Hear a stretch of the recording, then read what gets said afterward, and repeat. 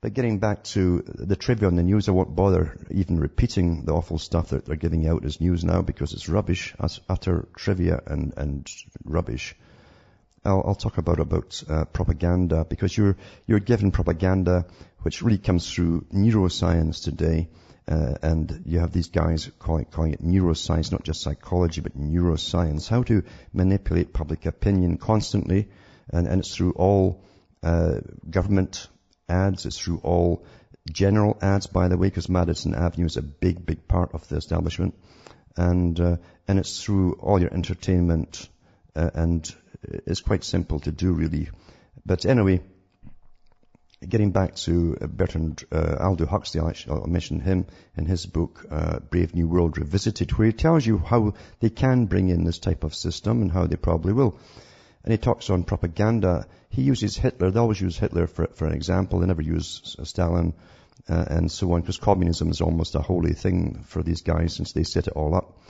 But they talk about Adolf Hitler, how he used a lot of techniques that they use today. Motivational research was a thing that he was already into, what really worked on the masses.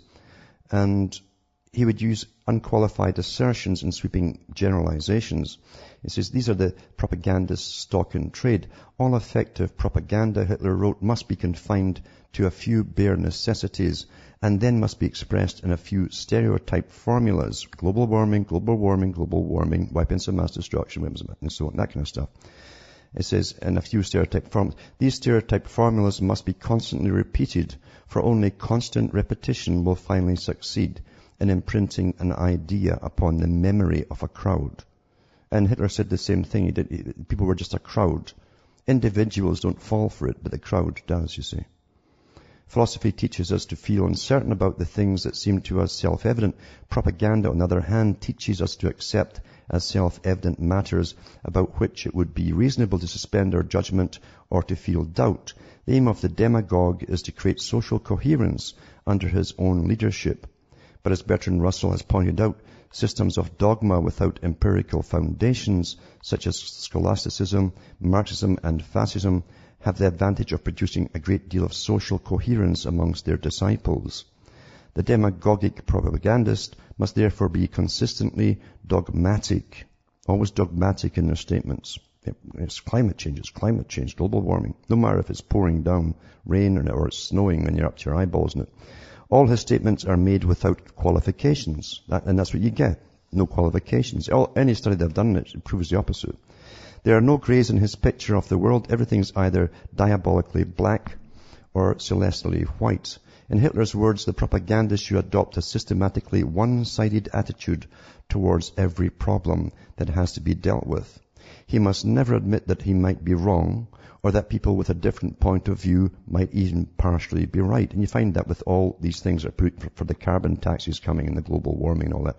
They're completely dogmatic about it. They're all on board, as they say. Their opinions are all unified. Opponents should not be argued with. They should be attacked, shouted down, or if they become too much of a nuisance, liquidated. The morally squeamish intellectual may be shocked by this kind of thing, but the masses are always convinced that right is on the side of the active aggressor. And isn't that true? Isn't that true? The active aggressor gets the confidence of the public. Such then was Hitler's opinion of humanity in the mass. It was a very low opinion. Was it also an incorrect opinion? The tree is known by its fruits, and a theory of human nature which inspired the kinds of techniques that proved so horribly effective must contain at least an element of truth. Virtue and intelligence belong to human beings as individuals freely associating with each individuals in small groups. So do sin and stupidity. But the subhuman mindlessness to which the demagogue makes his appeal, the moral imbecility on which he relies when he goads his victim into action, are characteristics not of men and women as individuals, but of men and women in masses. Think of music television, folks. They're turning every female into a lesbian whore. Have you listened to the words and stuff? Have you listened to any of the words? But that's for the mass woman, you see, not for the individual. There's too few individuals in male or females. Mindlessness and moral idiocy are not characteristically human attributes. They are symptoms of, listen to this, herd poisoning. And again, that's music, television, that's your entertainment industry and so on. It's done on purpose too, by the way, because there's an agenda behind it and a reason for it. Herd poisoning. And all the world's higher religions, salvation and enlightenment are for individuals. And that's true too. People miss that point. They always attack the mass church. They never understand that true religion can only appeal to the thinking intellectual. It's not something you just dump yourself in a bucket of water and you suddenly see the light, or get on your knees like masonry with a blindfold and your chest exposed and your pants rolled up. I mean, it's actually an inner thing that happens to the person, the individual. There's nowhere where Jesus says he came to save the world. Far from it. It says he came to save the few. And he talked about the broad way. It was for the masses. And the road to heaven was very narrow, and few would find it. Anyway, and it's the same in other religions too. It's for the few who understand the higher meanings. So the kingdom of heaven is within the mind of a person, not within the collective mindlessness of a crowd. Christ promised to be present where 2 or 3 are gathered together. He did not say anything about being present where thousands are intoxicating one another with herd poison. Look at the tent preachers on television today with their buckets of money going round as they pretend to heal people. Under the Nazis, enormous numbers of people were compelled to spend an enormous amount of time marching in serried ranks from point A to point B and back again to point A. This keeping of the whole population on the march seemed to be a senseless waste of time and energy. Only much later, adds Hermann Rauschning, was there revealed in it a subtle intention based on a well-judged adjustment of ends and means. Marching diverts men's thoughts. Marching kills thought. It kills thought. That's what the army's for, to make you uniform. Marching makes an end of individuality. Marching is the indispensable magic stroke performed in order to accustom the people to a mechanical, quasi-ritualistic activity until it becomes second nature. So Hitler was perfectly correct in his estimate of human nature. To those of us who look at men and women as individuals rather than as members of crowds or of regimented collectives, he seems hideously wrong. In an age of accelerating overpopulation, or of accelerating overorganization, and ever more efficient means of mass communication, he says, how can we preserve the integrity and reassert the value of the human individual? This is a question that can still be asked and perhaps effectively answered. A generation from now, it may be too late to find an answer, and perhaps impossible in the stifling collective climate of that future time, even to ask the question. So, you got to understand, you're not really, I always say to people, who are you? And, because they'll ask you who you are. What they really mean is, what are you? And they judge you by what you do. And what you do will generally tell them what you think that your bank account will be. That's how people judge you in a commercialized system. But when I ask them, who are you? And they give you a name, I said, no, that's not what I mean. Who are you? I want to know who you are as a person. And what they'll try to do right after that is to give you all the things that would satisfy a herd mentality with their answers. They will not try and tell you who they really are as a person, what they think about things, what they're uncomfortable about in society and stuff like that. They'll try to give you all the status quo, politically correct answers. He goes on in this book too. He says, in the 2 preceding chapters I described the techniques of what may be called wholesale mind manipulation as practiced by the greatest demagogue and the most successful salesman in recorded history. But no human problem can be solved by wholesale methods alone. The shotgun has its place, but so has the hypodermic syringe. In the chapters that follow, I shall describe some of the more effective techniques for manipulating not crowds, not entire publics, but isolated individuals. In the course of this epoch-making experiments on the conditioned reflex, Ivan Pavlov, that monster of a person, I added that part in, observed that when subjected to prolonged physical or psychic stress, lab animals exhibit all the symptoms of a nervous breakdown. Well, that's what they had. Refusing to cope any longer with the intolerable situation, their brains go on strike, so to speak, and either stop working altogether, the dog loses consciousness, or he also resorts to slowdowns and sabotage. The dog behaves unrealistically or develops a kind of physical symptoms which in a human being we should call hysteria. Some animals are more resistant to stress than others.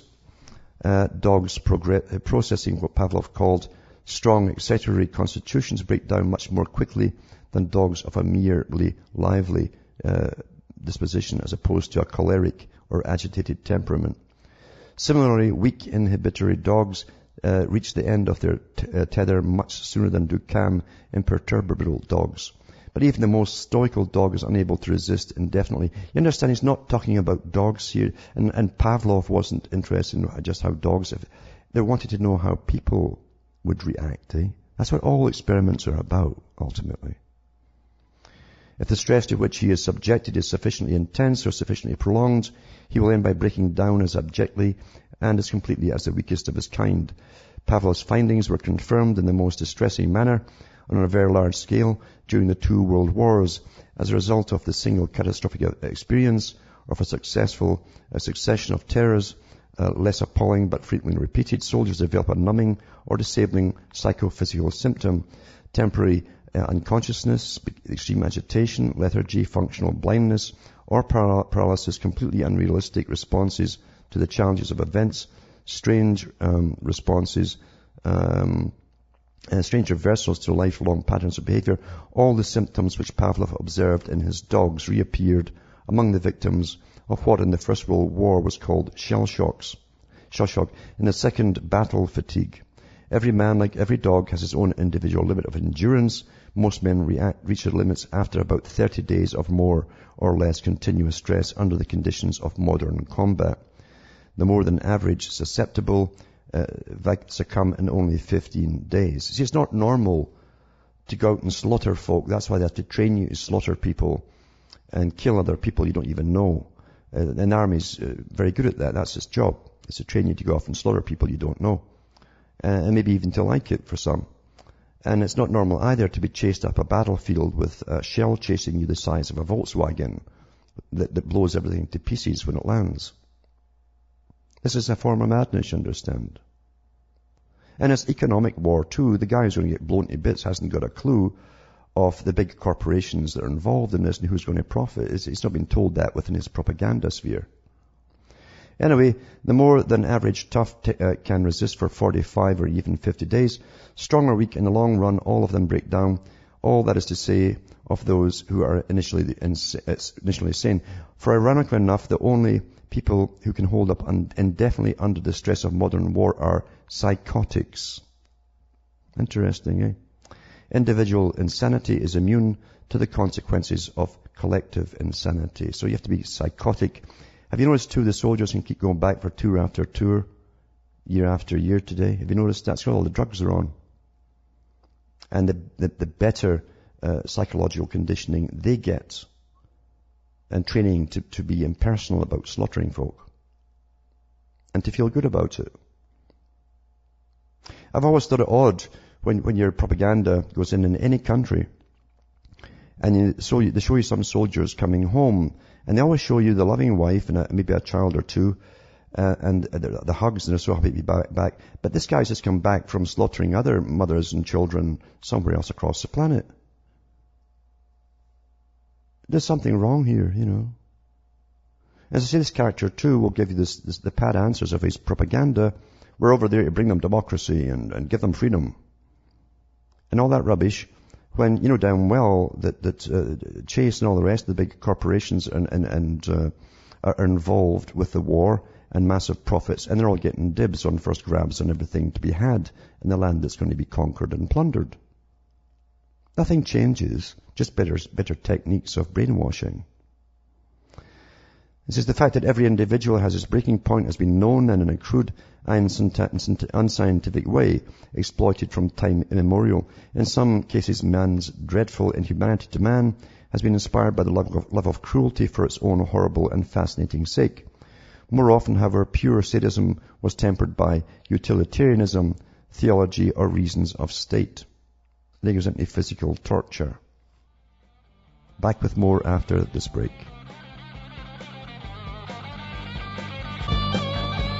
Hi folks, I'm back and we're cutting through the matrix, talking about reality and how reality is manipulated, and it's always manipulated by propaganda from many, many sources. And people today are trained, of course, not to listen in silence to anything. They've got to have a radio blaring or a television blaring or on the cell phone or something blaring or occupied by a game or whatever it happens to be. You've not been taught to sit and think for yourself. It's a peace, that can come when you sit and think for yourself. It's quite amazing to try it. Personally, I think a lot of folk have never done it in their whole lives.